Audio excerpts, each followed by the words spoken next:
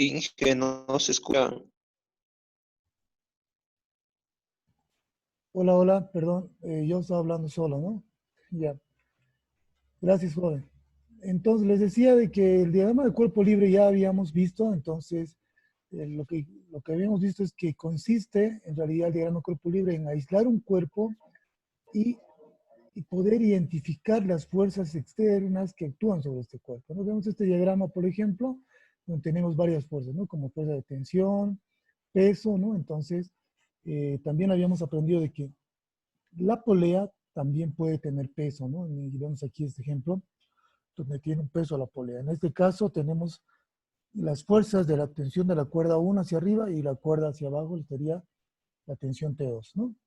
Y el peso sería otra fuerza que también va hacia abajo. Entonces, el diagrama de cuerpo libre es lo mismo que aprendimos aprendido en dinámica. Entonces, básicamente no habría mucho cambio, ¿ya? Seguimos identificando las fuerzas de un cuerpo, de un sistema mecánico. Puede ser de forma aislada o puede ser de dos cuerpos en uno, como también habíamos visto, ¿no ven? Vamos a suponer, por ejemplo, para este caso, que la polea y el bloque son un solo cuerpo. Si es así, tenemos este ejemplo, ¿no? Donde vemos sus fuerzas externas. Si vemos acá a la polea y al bloque como un solo cuerpo, ¿no ve? Como si fuera un solo bloque, entonces solamente tenemos tensión, tensión, tensión y tensión. Serían tensión T1 porque es la misma cuerda, fíjense, la misma cuerda que viene por acá, entonces sería la tensión T1. Aquí tenemos el peso de la masa, ¿no? El peso y el peso de la polea. Entonces tendríamos este diagrama de cuerpo libre.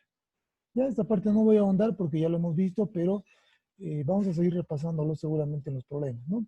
Pero básicamente el diagrama de cuerpo libre me sirve para estudiar un sistema y hacerlo un poco más sencillo y yo poder estudiar todas las fuerzas que actúan sobre ese cuerpo. Es la idea del diagrama de cuerpo libre, ¿no? Ya, entonces vemos a continuación eh, que para que este cuerpo decimos que se encuentre en equilibrio, tenemos que cumplir dos condiciones. Hoy vamos a estudiar la primera condición de equilibrio, ¿ya? Entonces, la primera condición de equilibrio nos dice que un cuerpo se encuentra en equilibrio de traslación, así que no se mueve cuando la fuerza resultante de todas las fuerzas que actúan sobre él es nula. ¿Cómo garantizamos de que este cuerpo no se desplace o esté en equilibrio? Simplemente haciendo que la sumatoria de fuerzas en X sea igual a cero y la sumatoria de fuerzas en Y. En el anterior diagrama habíamos visto que podemos, a partir del diagrama de cuerpo libre, hallar ecuaciones, ¿no? En este caso, por ejemplo, tendríamos todas las fuerzas que están hacia arriba menos todas las fuerzas que están hacia abajo. En dinámica lineal era igual a masa por aceleración. Pero ahora, este concepto cambia, ¿no? Sería igual a cero. Eso nos dice, para que esté en equilibrio, tiene que ser tanto en X como en Y igual a cero. ¿Ok? Bueno, el sistema de fuerzas que actúa sobre el cuerpo en equilibrio de traslación debe formar un polígono cerrado. Habíamos aprendido nosotros en dinámica, perdón, en vectores, de que cuando una persona se movía de un punto, ¿se acuerdan? Iba a una cuadra, creo que di el ejemplo de Pepito y Juanita, ¿no? O algo así, ¿no? Cada vez cambio a los personajes, pero iba a un punto, iba al otro y llegaba al mismo lugar. ¿Qué teníamos? Desplazamiento cero. La sumatoria de los vectores era igual a nulo. Entonces, al final, como decimos en el anterior punto, la sumatoria de fuerzas tiene que dar igual a cero. La sumatoria de los vectores también tendría que dar igual a cero. Entonces, si tengo una sumatoria de vectores igual a cero, significa que no hay desplazamiento. ¿Está bien? ¿Ya? Entonces, aquí las fuerzas F1, por ejemplo, tiene un vector de desplazamiento, luego a F2, luego a F3, ¿no ven? Entonces, eso quiere decir que este cuerpo no se ha movido, se ha quedado ahí. ¿Ya? ¿Perdón? Bueno, algo me querían preguntar. Pregúntenme, interrúmpanme, no hay problema, me dicen nomás. Entonces, significa que si yo agarro, alguien empuja un cuerpo, otra persona empuja otro cuerpo y otra persona empuja otro cuerpo, tenemos tres vectores. Pero si los tres vectores y los tres empujamos con la misma fuerza, y el cuerpo no se mueve, entonces estamos hablando también de que si sumamos vectores, es decir, todo lo que hemos aprendido en vectores, nos va a servir para estática. Todos los problemas de estática también se pueden resolver por vectores. Entonces, tenemos que recordar vectores, ¿no? Porque era lo mismo, sumatoria de fuerzas, las fuerzas son vectores. Sumatoria de vectores igual a cero. Si todos los vectores suman 0, el cuerpo está en equilibrio. Entonces, aquí dice eso, se sabe que si la resultante de un sistema de vectores es nula, el polígono que se formará será cerrado. Entonces, voy a la siguiente diapositiva. Entonces, quiere decir que podemos aplicar el teorema de Lamy, ¿no? Les decía, si yo tengo un cuerpo acá y tres fuerzas que jalan al mismo tiempo, entonces podemos aplicar el teorema de Lamy, ¿se acuerdan? De los ángulos, ¿sí? Entonces, decíamos que la fuerza F1 sobre su ángulo opuesto, en este caso el alfa sería su ángulo opuesto de las otras dos fuerzas, sería igual a la fuerza F2 por el ángulo opuesto, ¿no ven? Sería igual a la fuerza F3 sobre el ángulo opuesto de la fuerza F3. Si las tres son igualdades, entonces significa que podríamos utilizar el teorema de Lamy y podríamos decir que en el caso de que alfa igual sea igual a beta y sea igual a tita, entonces esto me da igual a 120 grados. Entonces, en este caso, las fuerzas F1 y F2 y F3 son iguales. De lo contrario, yo podría hallar, de acuerdo a su ángulo, podría hallar la fuerza, ¿no?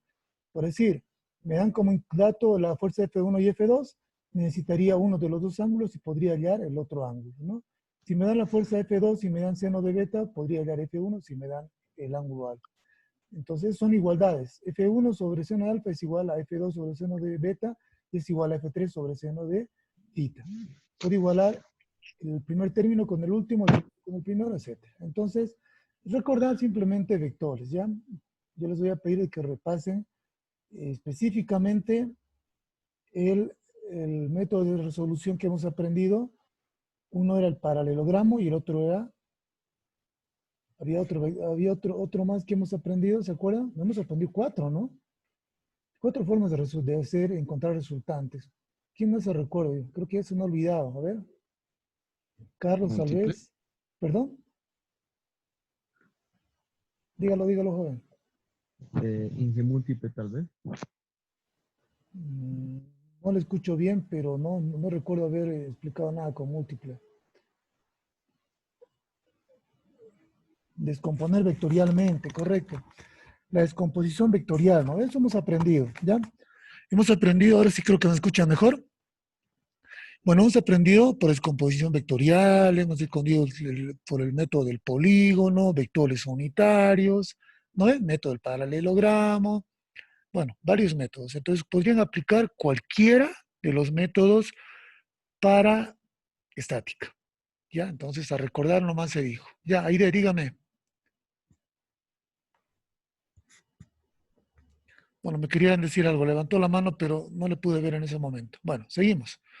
Entonces, hay una segunda condición de equilibrio también, porque evidentemente nosotros garantizamos el movimiento de traslación, indicando que la sumatoria de fuerzas y X tiene que dar igual a 0.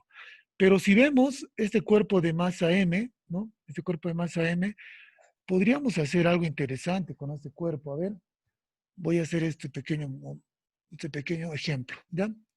Vemos acá de que este cuerpo en realidad garantizamos la primera condición si en X es igual a 0 y en Y igual a 0, si su fuerza resultante. Pero este cuerpo yo podría agarrar y podría empezar a moverlo sobre su propio eje. Es decir, no tiene desplazamiento en X, ¿no ve? No se está moviendo en el eje X, no se va para la izquierda, ni se va para arriba, ni nada, es decir, no se está moviendo. Entonces, podría decir que está en equilibrio, pero no. Si el cuerpo empieza a girar, ¿no? Empieza a girar, entonces no estaría garantizando. Y por eso la pregunta, ¿podría moverse? Sí, podría moverse sobre su propio eje. Entonces, ¿qué hacemos? Aplicamos una segunda condición de equilibrio. Tenemos que aplicar para garantizar realmente de que este cuerpo ya no se mueva. Y eso lo veremos en el próximo capítulo, ¿ok? En una siguiente clase. La física, les digo, ¿no? Es como una novela, ¿no ve? Tengo que saber el capítulo anterior y el siguiente. Y ahora esto continuará, ¿ya? Así que los voy a dejar como que picados aquí un poquito.